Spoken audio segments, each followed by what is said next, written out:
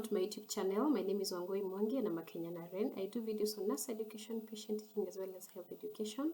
And today I come back with a video on ovarian cancer, and this is an overview video. I will be giving a little bit about different subtopics on ovarian cancer, including definition, diagnosis, treatment, and prognosis. Feel free to interact with me in the comment section on the same, and we grow this channel together. If this is your first time here, please take your time to subscribe to this channel and hit the bell icon so that you're notified every time I upload an informative video such as this one. And if you're a returning subscriber, know that I deeply appreciate you. So let's dive right in. So ovarian cancer is cancer that originates from the tissues of the ovary. And as you can see in this visual diagram, we have the picture of a healthy ovary and a comparison with that of an ovary with cancer. And usually is just a proliferation of cells, abnormal cells in the ovary coming up to form a tumor. So once this is diagnosed in the lab or when a sample is taken, then it is confirmed with a histopathological report to confirm cancer within the ovary. So ovarian cancer is a type of cancer that begins in the ovaries, and these are the female reproductive system that contains two of them, one on each side of the uterus. The ovaries, each about the size of an almond, produce eggs or ova, as well as the hormone estrogen and progesterone. Ovarian cancer is the second most common gynecologic cancer, and more than 90% of primary ovarian cancers are epithelial in origin. Other types include germ cells, sex chordostromal, and mixed cell types.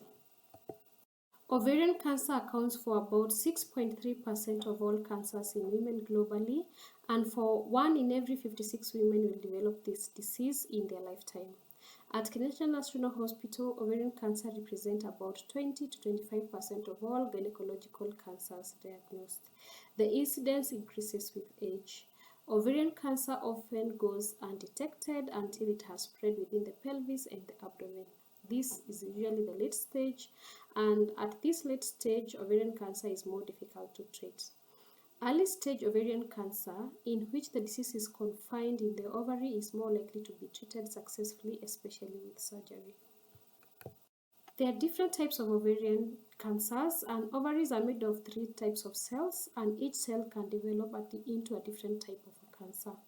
The first type of cell is epithelial cells, and in this we get epithelial cancer or epithelial ovarian cancer, and these tumors form in the layer of the tissue outside of the ovaries. About 90% of ovarian cancers are epithelial tumors. Then we have stromal tumors, and these grow in the hormone producing cells, and about 7% of ovarian cancers are stromal cancers. And the third type are germ cells, and these tumors develop in the egg producing cells, and they are very rare to occur, but once in a while they do occur, and they can actually be treated in the same manner. Signs and symptoms of ovarian cancer usually are non-existent or rare, but when existing they include abdominal bloating or swelling, quickly feeling full when eating, weight loss, discomfort in the pelvis area, changes in the bowel habits such as constipation, and a frequent need to urinate. So the sound of these symptoms is quite vague. It cannot point out to ovarian cancer outrightly, and therefore in the event that you experience these symptoms in a repeated manner, then you need to get it checked out, especially by your gynecologist. When it comes to diagnosis, there are no symptoms and signs that are specific to ovarian cancer, like I had said before. And as such, 75 to 85% of cases are advanced at the time of presentation. It can present as a surgical problem or medical problem. Early stage ovarian cancer rarely causes any symptoms, and therefore advanced stage cancer may cause few and non-specific symptoms that are often mistaken for more common benign condition.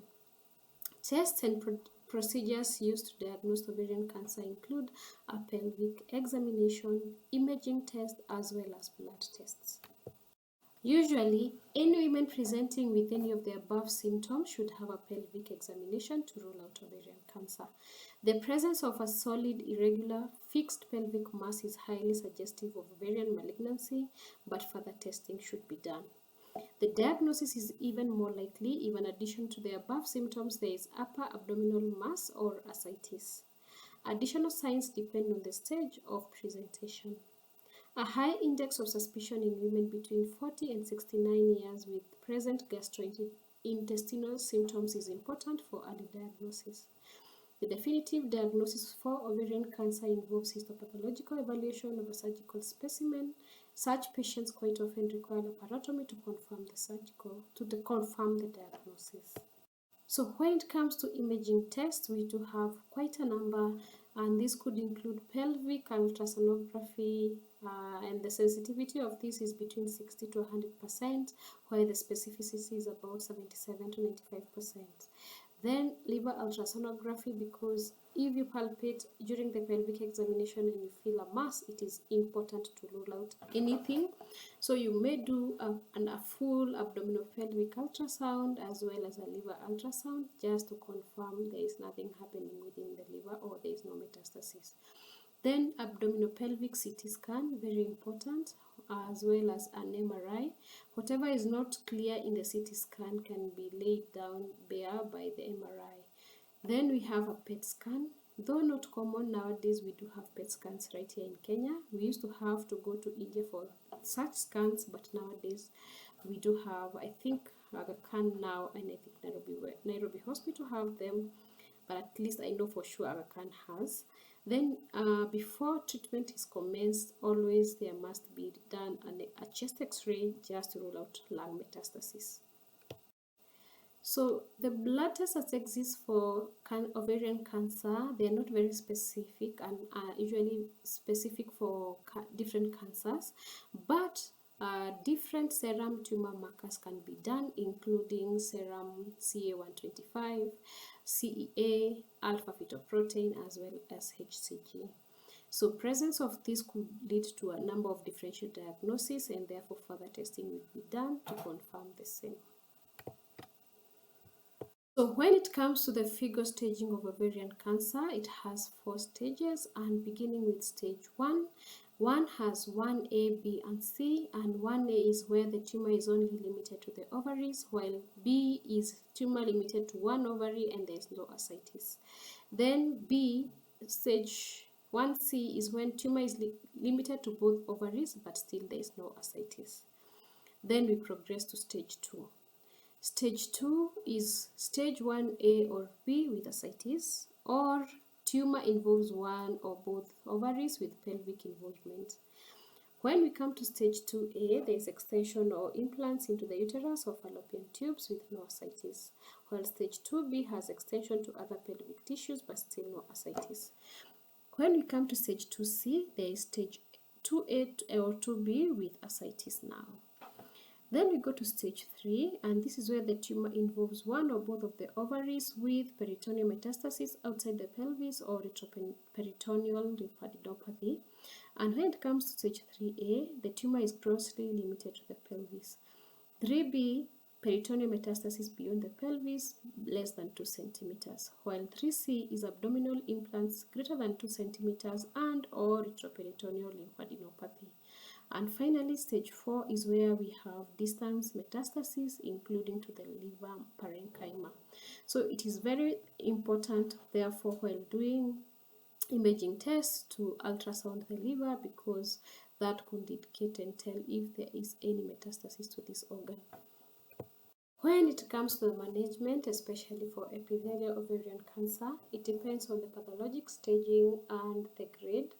When it is stage 1A or B, grade 1, 2, or 3, for grade 1 and grade 2, you don't do much, you just observe. But for grade 2, stage 1B, you can include a taxane, such as paclitaxel or docetaxel, with a platinum and antineoplastic, such as carboplatin. And this could go for about 3 to 6 cycles. If it is stage 1A or B, grade 3, then a taxane plus a carboplatin is combined for 3 to 6 cycles as well. When it comes to stage 1C, grade 1, 2, or 3, and stage 2, again you combine a taxane, antineoplastic plus a platinum, which is carboplatin, for 3 to 6 cycles. when it comes to stage 3 or 4, a taxane plus carboplatin or a taxane plus cisplatin for 6 cycles, and that is category 1, with interval debulking as indicated by the tumor response and potential resectability. Or chemotherapy may be considered in low volume optimally debulked stage 3 patients, that is category 2B. A whole abdominal radiotherapy for microscopic disease for selected patients may be done with disease that is stage 3 and above. So basically there is a lot of treatment combination, but we'll be looking at common medications used right here in Kenya. Due to the vague symptomatability of ovarian cancer, most of the time supportive care will be required because of supportive care throughout ovarian cancer survivorship is important, as sometimes the cancer is diagnosed quite late. However, this begins from prevention and early detection, and that is empowering women with the knowledge of when to actually seek care or screening services. And this early detection will lead to early diagnosis and implementation of early treatment, which is key. Then secondary prevention, monitoring of recurrence, and basically ensuring that you stay disease free. And when it comes to long-term survivorship, we have management of recurrence and end-of-life care. So sometimes disease-directed care is important, as well as palliative care, and at some point you may need to consider end-of-life care, especially for very advanced disease.